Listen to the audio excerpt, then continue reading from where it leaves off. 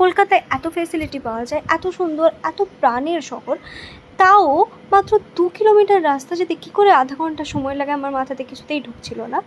যাই হোক, বাসের গতিক দেখে আমি বুঝতে পারলাম কেন লাগে আধা ঘন্টা সময়। এরপর সেই আবার হাওড়া ব্রিজের তলার থেকে আমরা যাচ্ছিলাম, আর ওদিকে বয়ে যাচ্ছিল গঙ্গা। বিভিন্ন ধরনের মানুষের ব্যস্ততা দেখতে দেখতে আমরা চললাম। এরপর আমরা পৌঁছে গেলাম হাওড়া স্টেশন। ওখানে প্রচণ্ড খিদে পাচ্ছিল, যে কারণে ট্রেনের ওয়েট করতে করতে খেয়ে নিলাম চিকেন কর্ন রোল। আর তারপর 1 ঘন্টা লেটে আমরা পেলাম ট্রেন। আর ট্রেনে ওঠার যা স্ট্রাগলিংয়ের গল্প কী বলবো। আমার লাইফে প্রথমবার আমি 1 ঘন্টা স্টেশনে ওয়েট করে শেষমেশ 10টার সময় পেলাম ট্রেন। আর 10টার সময় ট্রেন পাওয়ার পর স্টেশনে প্রায় 500 লোকের ভিড়ের মধ্যে ঠেলে গুঁজে উঠে পড়লাম ট্রেনে। পাঁশকুড়ার পর থেকেই ট্রেনটা একটু একটু করে খালি হচ্ছিল। এরপর বালিচক এসে তো আর লোকই নেই বলতে গেলে। ট্রেনে মাত্র 10-12 জন টোটাল আমাদের বগি।